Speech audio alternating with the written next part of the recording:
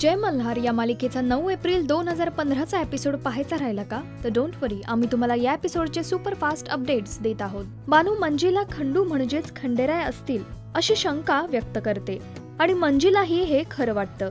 त्यामुळे दोघेही ठरवतात की खंडू गावडाकडे नीट लक्ष द्यायचं। त्याप्रमाणे त्या खंडूकडे लक्ष ठेवतात।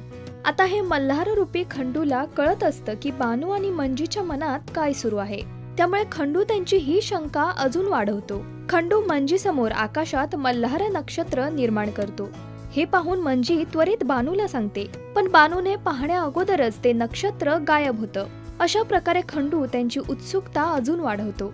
इथे हे नक्षत्र देवी म्हाळसा पाहते आणि प्रधानजी आणि लक्ष्मी देवींना सांगतात। हे नक्षत्र जेव्हा आकाशात येते तेव्हा श्री खंडेराय बानूला भेटायला जातात आणि आज ते बानूला भेटणार असं त्या प्रधानजींना सांगतात।